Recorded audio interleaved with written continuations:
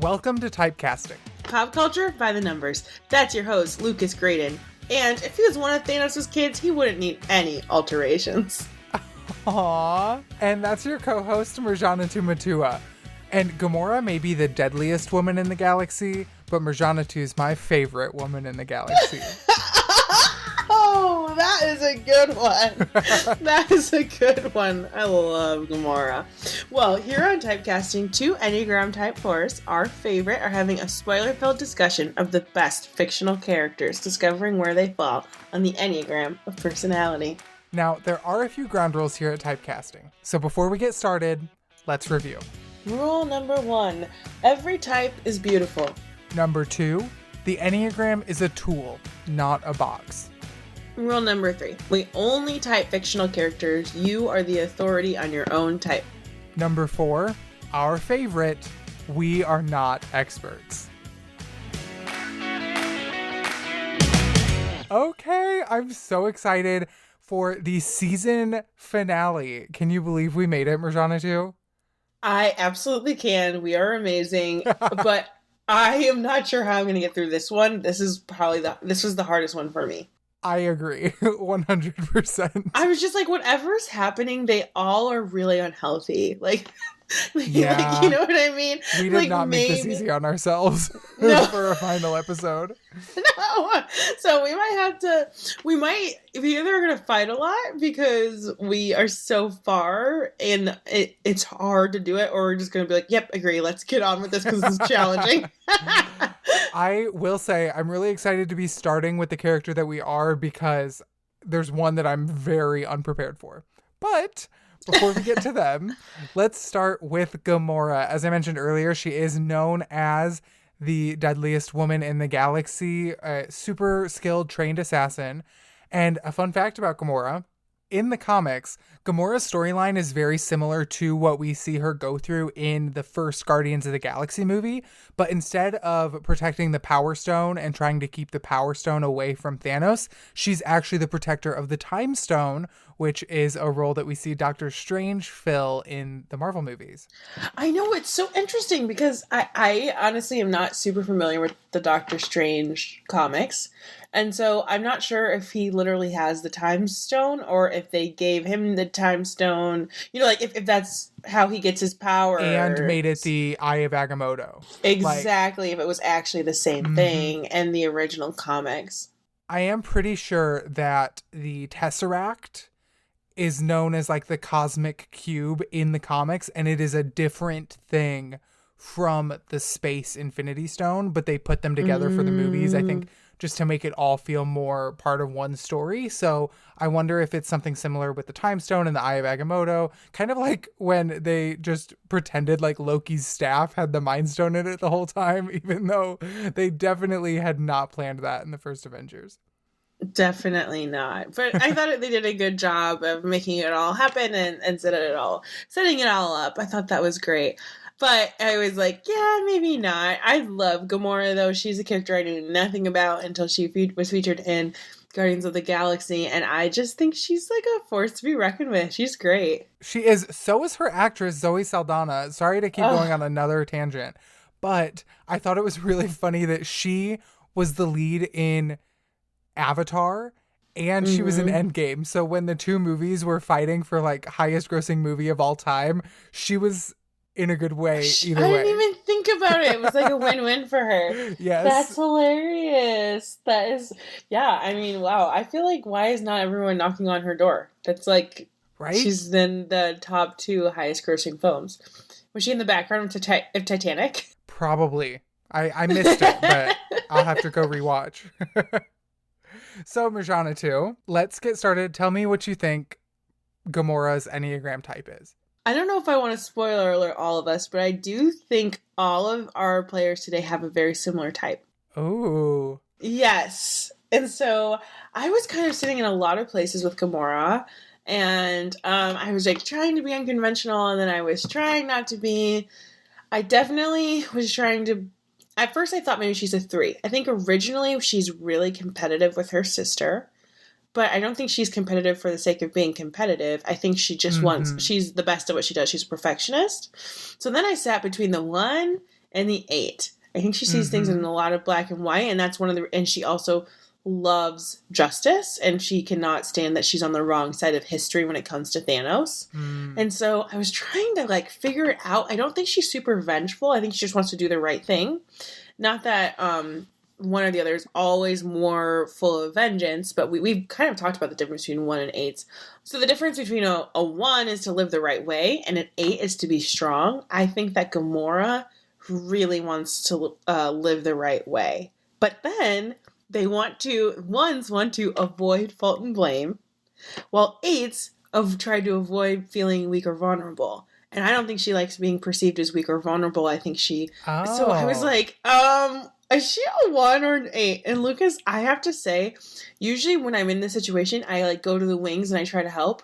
I don't think it's any more likely that she is a 2 or that she's a 7, but I also don't think she's really has a wing 9. So I really want to hear your thoughts. This is one of the only times I'm like having a very hard time picking before we even get started. Interesting. Okay, Gamora, I came in feeling okay about.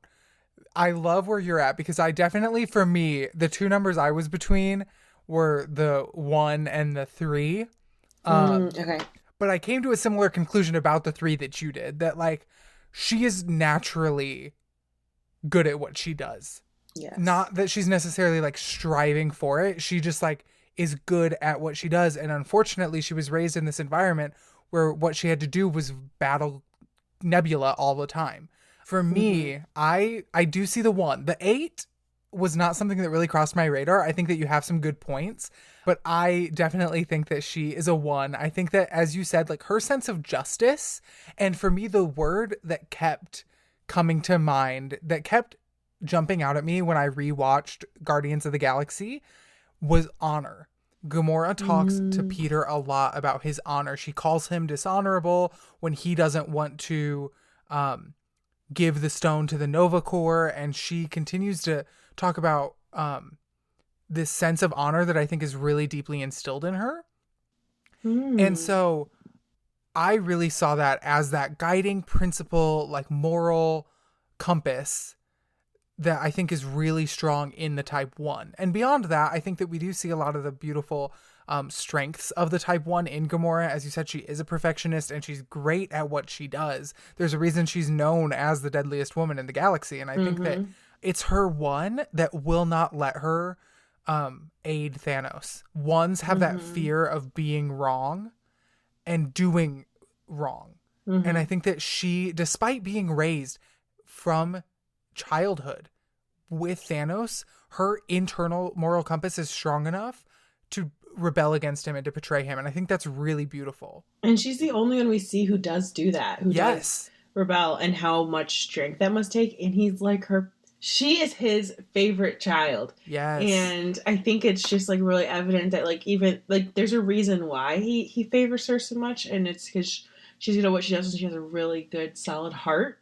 But at the same time, it's not that way. But the other thing that was weird, though, I just was having such a hard time with the wings. Like, I don't really see that wing 2. I think a wing 2 might have had a harder time betraying their father. But I also didn't necessarily see that wing 9. Obviously, like, she fights often and for justice. So I think whatever she is, she's just a really strong 1. She's a strong 1, right.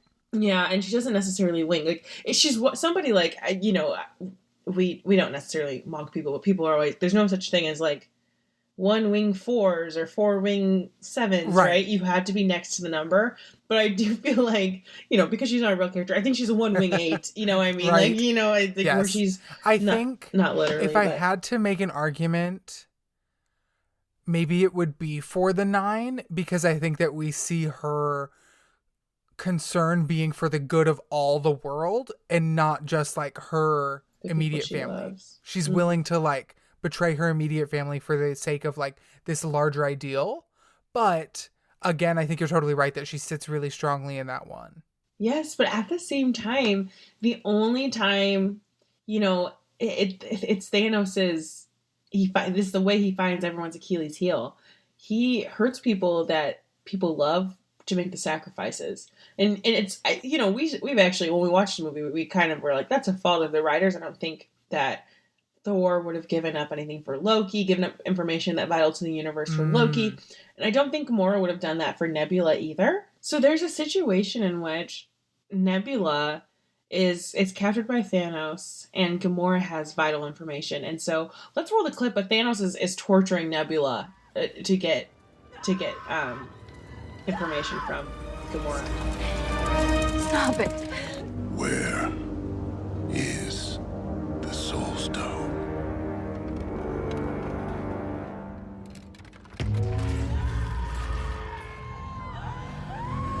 Boromir! So I think that like might be evidence toward the two, because I think like it to be, to provide contextual evidence, that is a time she gave up the entire galaxy for, and that was the first stone he had. That's a good point. And as I think now, I'm thinking about the triads. I know we haven't talked about those in a while, but there's those 3 triads: the head, the heart, and the gut. And the 8, the 9, and the 1 all sit in the gut triad, while the 2 is the beginning of the heart or the feeling triad. And I think that she does, and this is actually kind of gonna be a counter of mine to your argument about the 8. I think that she doesn't have the aversion to being vulnerable. I think that she does show a lot of vulnerability, maybe sometimes even in spite of herself, in those relationships that she and Quill have some back and forth, but she's not afraid to let them know that she does care about them. And similarly, once she and Nebula do reunite, she does give up everything to save her sister. And so I do think that we see some of that heart triad maybe coming across from that wing too, kind of bridging between the gut and the heart, and not just existing in that one wing 9, which is an entirely kind of gut focused type. Yeah, I totally agree. And I mean, I don't think she could. I think it would be hard for her to stand the Guardians if she didn't have a little heart in her, right? Like she's a very yes. She needs the like empathy. Exactly. And I'd love to see. We don't really, unfortunately, get to see a ton of Peter Quill and Gamora's relationship. We know they kind of have this unspoken thing, but then she kind of is also like, we don't have an unspoken thing. Yes, and they kind of start to make ground at the end of the second Guardians movie, but that is in like 2014, and we don't see them again until Infinity War in like 2018. So there's actually like 4 years. Yeah, and you're like, you guys didn't make any progress? We thought you'd be married what by happened? now. Yes. So I think that's like a really good point, that I would love to see more of how that relationship works out as like a 1-4, because I think a lot of times, and I don't know if there's any evidence to this in any of our sources, but I know as a 4, and just speaking to other people who are 1s and 4s actually have a really hard time, because 1s see everything in black and white, 4s see everything in gray, and they have a really hard time assigning roles to things, or like it's fluid, it's great, and where 4s might like think a very roundabout way of doing things can still be considered righteous. It's really hard for 1s to see things to be right if they're not exactly correct. So I think it would be really interesting, since we kind of landed on the 4 for Peter Quill last week, to see what they would be like together. Honestly, as you mentioned, like them as a 1 and a 4 in relationship, I became more convinced of her being a 1. Like, I think that that's a really I'm like, oh yeah, Peter's a 4. Like, you can see him bringing out like that side of her that she like doesn't always and you also see her like keeping him in line in a way that I think like 1s and 4s are really good at doing. I love it. Me too. All right, our next character. Oh, I'm so excited. She has a very, very complex character arc, primarily because we're dealing with 2 of her and different personality character traits at the same time. Different years, different times, 2014, 2023. Yes, exactly. And this is Nebula. Nebula is a really interesting character, and she is played by the amazing Karen Gillan, whom we both love. When I was like trying to think of your intro earlier today, Lucas, I was like trying so hard to connect the dots, because you are like an OG fan. Yes, I was literally fangirling over Karen Gillan today at work. Like, really? We were talking about like Doctor Who and the Jumanji movies and Nebula. I said I don't think I would like Nebula nearly as much as I do if she wasn't played by Karen Gillan, but I bring so much of like my personal bias to the character. Well, our official fun fact today is that Gal Gadot and Lupita Nyong'o were originally considered for the role of Nebula. Did you know that? Whoa. I know. I did not. I think that's interesting. I would also love to know where the timeline led with like Wonder Woman and Gal Gadot, like what was going to happen. And Black Panther and Lupita Nyong'o. Like, I wonder if she came in and they said like, hey, this role isn't right for you, but we've got like plans in store. Yes. I'm super curious to see what that was. But my favorite, like, not real fun fact is if you have ever seen Jumanji, every time Karen's character in that film is trying to be her sexy voice, and I'm putting these in huge quotes because the whole point is that she's like really awkward teenage girl who's in this beautiful woman's body. She uses her straight up Nebula voice, and it's like so funny because I can never even tell it's the same actress. I don't feel like they look alike because obviously Nebula's blue, but she like starts and bald and has black eyes like that are entirely pupil. But it was so funny, and whenever I watch that movie, it happens like I think it happens in Jumanji 1 and 2 where she has her sexy voice and she talks. I can't even do a Nebula voice. I've never made that connection before, but that is so true. Funny because it's like, oh, I'm like, why does she think that's sexy? And I'm like, oh my gosh, she has like a Nebula voice, and I'm also like, how did she come up with that Nebula voice? Anyway, I have so many questions, but that's like my, off the beaten path fun fact. I love it. Those Jumanji movies, for listeners who have never seen them because they were like, what, they're making a new Jumanji with Dwayne The Rock Johnson? They are so much better than they have any right to be. I cried during the second one. It was beautiful. Highly recommend. I know. Oh my gosh. And Nick it's in a star-studded cast. And Awkwafina in the second one. I know, I forgot about that. I know. Jack Black, yeah. Oh my Danny gosh. DeVito. Nick Jonas, do I have to say it again? I mean, seriously. Amazing. And Nat Wolff from Naked Brothers Band. Yes. Yes. Okay, so I'm excited. Back on track. Wow, Lucas, tell me what her number is. So, Nebula, I was a little bit lost on. And I think it's interesting because she does start as a villain, and then we see her kind of reconnect with her sister. And even before we get into this conversation, I just need to listen to that clip. I need to play that clip. I win. I bested you in combat. No, I saved your life. Well, you were stupid enough to let me live. You let me live. I don't need you always trying to beat me. I'm not the one that just flew across the universe just because I wanted to win. Do not tell me what I want. I don't need to tell you what you want. It's obvious. You were the one who wanted to win, and I just wanted a sister. I love their relationship. I think that Gamora and Nebula have one of the best relationships in all of the MCU. But I think that we really see Nebula always struggling under the shadow of her older sister. And partly for that reason, I think that she is a 3. I think she's an achiever, mainly because I think 3s really look to they look to other people to find out how much they're worth.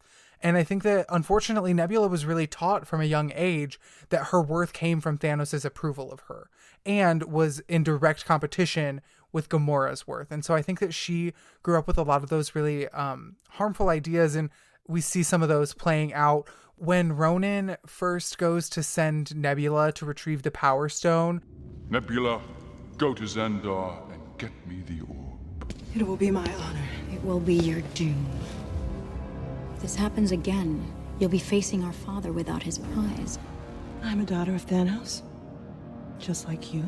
But I know Xandar. Ronan has already decreed that I... Don't speak for me. She immediately backs away. She really turns to authority figures and I think to outside people to find her worth. And I think that it's not until somebody like Gamora finally turns around and shares an open, honest conversation with her and loves her just as she is and not because of any of her achievements that we really start to see some of that beautiful character growth. And speaking of character growth, she looks herself in the eye, her like evil, misguided, like 9-year-old self, and shoots her to save her friends. And like, that is, I think, just such a beautiful moment. I love Gamora. I love Nebula. I do think that she is a type 3. What do you think? Yeah, okay. First of all, I just want to clarify for our listeners, it's 9 years earlier. She's not 9 years old when she like shoots her in the face. Her 2014 self. You go, she looks good her clarification. 9-year-old Yes. self in the eyes and killed her. I was like, not a child. 9-year difference. 9 years younger, which I think is a beautiful. That is a huge, beautiful scene that she sacrifices herself for her sister in a very strange way. So this is the hard thing about this one for me. I definitely see. I almost wish I went first so you could have convinced me. I think that's a great argument. The thing is, I saw her as a 1. I saw her like loyalty and not being able to run away from her father, even after kind of being presented with all the facts of like what her future looks like, and bowing to him when he comes in the room. Like, I don't necessarily, I think it's just for her father because she wants to be seen as a perfectionist to him. And I think that she might have some competitiveness. She does have some competitiveness with Gamora, but I thought maybe it was because they were both 1s. And so it's like, who's the most perfect? And like, if it's beyond their family, their names. But I definitely thought of the 3 as well. The reason I had a hard time is like, we really only see that competitiveness when she's with Gamora. We definitely don't see that as much when she's with in Endgame, when it's just her and Rocket left as Guardians. She's not, and she's not like, it doesn't seem like she's really trying to get ahead. But I definitely see that when she's with her father and trying, kind of a kiss up and trying to get ahead and be with her father. So I totally see what you're saying, but like I said, when I first came in, I was like, are they all 1s? Is it a family? Right. And I think like they were all raised by, well, we'll get there. But they might have all been raised by the pillar of oneness, and so it might be challenging. So I think you make a great argument for 3, and I honestly consider being a 3-wing for just being on the feelings and the fact she's like, I just wanted a sister, but she like low-key was really competitive, and I don't think Gamora would have been as competitive with her if she would have just accepted love from Gamora. I can see that. I think for me, the difference may lie in where we see them like in the first Guardians movie and the fact that like they grew up together, but Gamora's the one whose like moral fiber like draws her away from Thanos. Whereas like, I think that Nebula's dependence on Thanos comes from that need of a 3 to be like externally validated. Whereas I don't see her like a type 1, they like really want to avoid like fault and blame.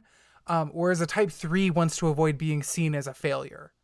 But I can see the argument, and I think that we're going to have some interesting things to talk about when we do get to Thanos.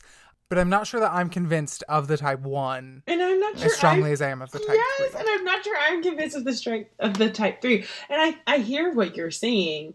I think, though, her moral compass, she was just indoctrinated in something from a very young age. I think the difference is Nebula fell for it and Gamora didn't. I don't necessarily see that external approval as much as I think that her moral compass told her this is what was right. And I think the difference for me becomes when it's Endgame time and she sees what is truly right and she's willing to fight for that. And it's not necessarily for attention or approval. I think it's just she was just misguided. And I think whatever it is she's super not healthy in the first 2 films. In the first film and coming out of it. Right. So, and I think that's part of it. Something I was thinking about as you were talking, though, is that I don't know that she is just indoctrinated by Thanos. Like, because when I think about her and Ronan and the way that she also needs Ronan's approval, like all of the first Guardians, she is like trying to be better than Gamora in front of Ronan too. Like, I think that she looks to any sort of authority figure. Like, I don't know that for her it's Thanos specific. I think we see it with almost anybody that she is just trying to prove herself. But I still see that as part of Thanos, right? That's why I'm having a hard time. Like, because Ronan like directly reports. That's what's tricky for me. I think when we think about wings, I see Nebula as I can see her as a 3-wing 4. and just being moody so much more than I can see her winging to eat. Like, she's definitely not a 9. Like, I could kind of maybe see it with Gamora. I am ignored in the Right. like, that doesn't make any sense to me. So I'm gonna sit with that. So I think you might be right. Do you want to close the argument though?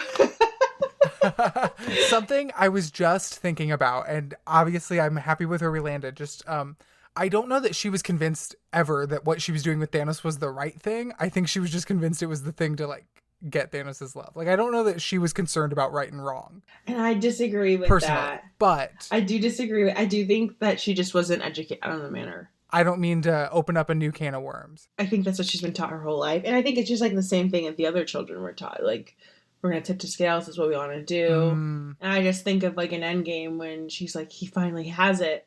He's getting all the stones. And Gamora's like, well, it's not all the stones. Because like Gamora already knows it's wrong. And I don't think Nebula is thinking it's wrong. I think she's like, it's a good thing that he has one stone. And Gamora, and that's the wake-up call for Gamora to go find the Power Stone on Morag. So it's just like a different thing. I think it's just, and I think if they communicated, I wouldn't have been, if Nebula and Gamora had a better relationship, I wouldn't be surprised if Nebula assisted her. But I don't know. Interesting. Okay. Because she switches eventually. If I was uncertain about either of these two, it is nothing to how unprepared I feel about getting into our last character of Typecasting Marvel. Let's go. Lucas, introduce. I'm scared. So, as some might say, when we began this journey, I think we knew that he was inevitable. I was about to say, you should just open that up with that quote. I was literally thinking that. That's awesome. So obviously we're talking about Thanos, also known as the Mad Titan. And just a quick fun fact, because I really want to dive into this character. The name Thanos is based on the name of mythological Greek figure Thanatos, which means death. And I'm sorry to have another tangent, but I rewatched Twitches somewhat recently. And spoilers for Twitches, but the bad guy in Twitches is named Thanos. And I think that may be where that came from too. That makes so much sense. Of course. Tian tomorrow, we're teaching us what was right before we even knew. I love that. Well, can't wait to type the Twitches, but let's get to Thanos first. That's interesting. I hope you know I'm serious. Yes, I know you're serious. Our Halloween episode next year. Can't wait. Stay tuned. I told the fans, so now we have to stick to it. Okay, so Thanos. Okay, I'm surprised you think this. I was pretty sure. This is the only one I felt very sure about. I think that Thanos, and again, all the love to the number I'm about to say, like, you are not a villain if you also identify as a one. And that is what I believe that he is. I think he sees things in black and white. I think he is really fueled by justice.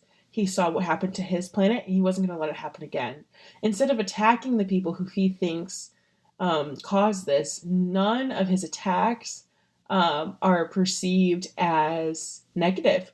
He's not doing it for vengeance. He's just trying to make a better world, and this is the way he sees that. And so I think of the quote at the very end of Endgame. In all my years of conquest, violence, slaughter, it was never personal. But I'll tell you now, what I'm about to do to your stubborn, annoying little planet, I'm gonna enjoy it. Very, very much. So I think of that quote, and I think like he truly doesn't enjoy what he thinks his role is. He just thinks this is what has to be done. And he's fueled by this being the correct thing. He does not lie because lying is wrong. If you remember, Nebula says in Endgame, like, if I know anything about my father, he's just not a liar. I think that's very true, and I think he just wants to rest. He wants to be done. He wants to feel as though he's done everything. And I look at the true desire of the one to just live the right way, and to be principled, purposeful, perfectionist. And I think that's totally what he is. He raises people, like, he deeply and truly believes that he's doing is correct, and he is willing to lose everything for it. And I think that he happens to be very strong, and so he's going to use those powers for what he perceives as good. Yeah. What do you think? I think those are all great points, and I think that I agree with you pretty much entirely. And I did have the one as my like primary guess with another number at the back of my mind. But the one thing that really like drew me to the one was that insistence of like, I taught you, like I didn't teach you to lie. Like he believes so strongly. Like it's a weird thing to get hung up on for some people maybe, but he is like, lying is wrong, and I did not teach you to lie. And my problem with Thanos, I think, and with typing him is part of me is just like, I get it, dude, a little bit, but also you could have just doubled all the resources. Like I think that that's an important distinction. I don't think that that is part of his type. I think that is just like him being the villain, having to like be the villain of a 22 movie like series, and having to just have some flaw in his logic so it's okay for the heroes to beat him, you know? Yeah, and I'm talking to my Star Wars fans for just a minute. Like, a lot of people are like, if the Empire didn't blow up planets, like, it actually might make some sense. Like, there's not necessarily, like, they're just bad guys because they're bad. And so, like, it's just very, I think you kind of peek into the writer's room right now. Right. It's like, yeah, if he had just, I think his logic's really sound, but if he just doubled the resources, but there's no, I don't think that has ever crossed his, or we're, as the audience, never allowed to assume that crossed his mind. Yeah. Yes. So I will say the number that's at the back of my mind, and I guess it just had to make an appearance from episode 1 to episode 13. I'm rolling my eyes, audience.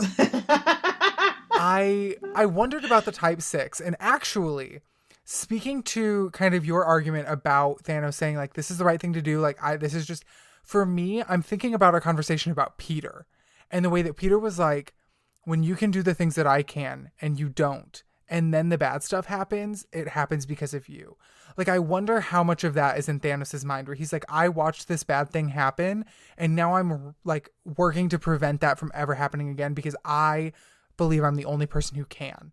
And there's that like sense of personal responsibility and sense of like, maybe the 6 is leading him to say like, this isn't just about me and my family. This is about protecting the whole universe. Like, I'm not just going to protect Titan. I'm not just going to go get the time stone and bring back my world. I know that this could happen, and therefore I'm not going to stop until I know that it can't ever anywhere. And so there's that like bigger picture thinking and like kind of being so future minded that makes me think about the type 6. What do you think? Because I'm still pretty there on the 1, but I just want to hear your thoughts on the type 6. This is a hard question. I think Ewan, I say this every single time, and maybe it's just like the way these are written, right? They're movies that are in a very short time period, but the primary thing of the 6, they are a loyalist. They are like evergreen and faithful to their friends. I think he is manipulating all of his children. They're not peers. They're not equals. They're below him, even though some of them have powers that are far beyond his. Like, he's just strong. Like, and when we think about Ebony Maw, when we think about, like they have really intense, beautiful power. But go ahead. Does he think that he's manipulating them? I guess that's a great distinguisher. Well, I don't know if it is a great distinguisher. I think a good loyal friend is like a good loyal friend and doesn't. Because it's like, he is putting, like, even to call them children rather than like teammates. And to put this is a great difference, I think. Okay. And this is a moment of weakness for Thanos. But when he is fighting Scarlet Witch and they're up against each other, he puts the cannons on his own troops. Like, a 6 would never do that to their troops. What do you think? Great. Yes.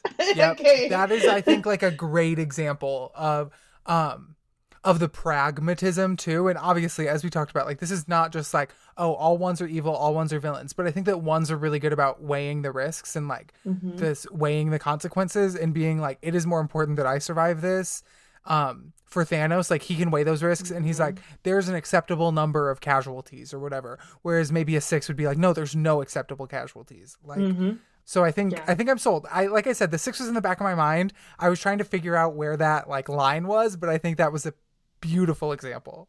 I was so glad I just watched Endgame because I was like, there it is, because I knew there was something. And I was like, there it is. So I'm glad that we could settle there. What do we think about the wing?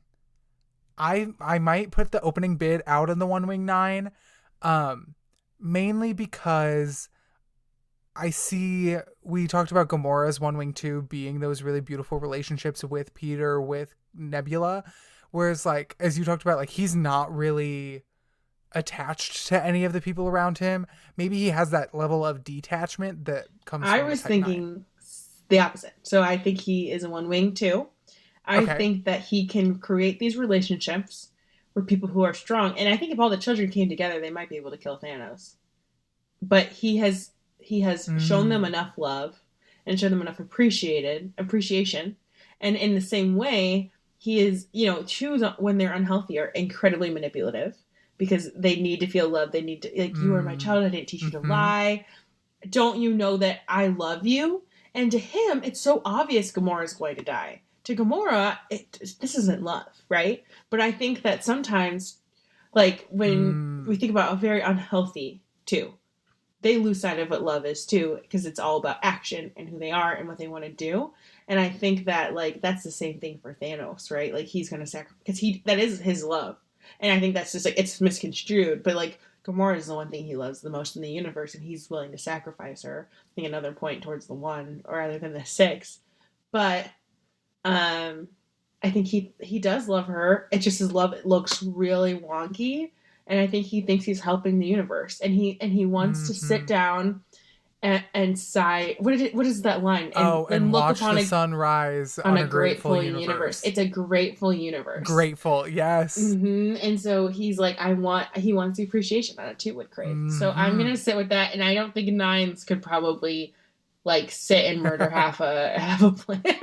Not that I think anyone could, but I do think that would be a little.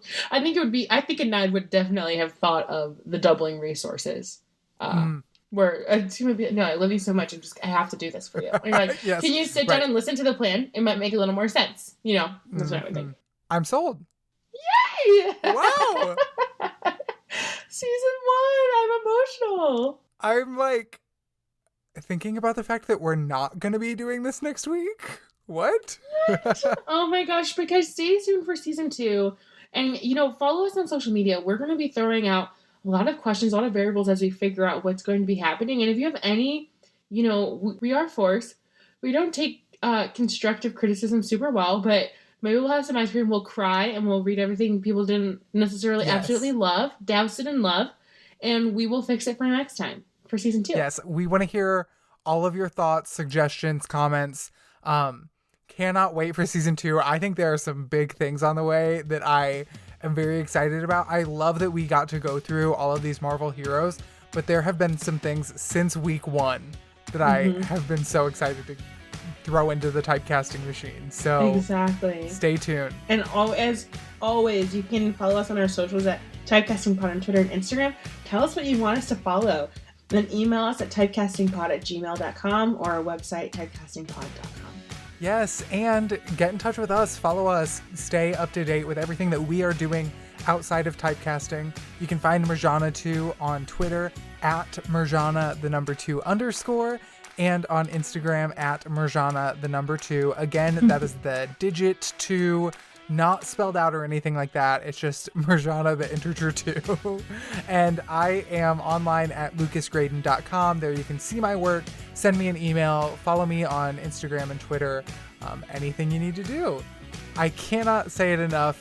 Thank you so much, everyone listening, for following us as we took on the Marvel Cinematic Universe by the numbers. Character, and she's played by the amazing what's her name again? Karen Gillan. I was gonna say Catherine McGonagall, and I was like, that's fake. I was trying to keep that on the mic. Can I say I almost called her Karen McGonagall, which is definitely a weird, not really her real name, but Karen McGallagher. Wait. I still Just made it up. Gillen. I need to look at it. I don't know why I didn't know. It's easy. Karen McGillen. No Mick. Just Gillen? Just Gillen. It was Mick. Okay. Just because she's a redhead. She's Scottish. She's actually from Scotland. She is. So don't give me crap. This could go in the after takes.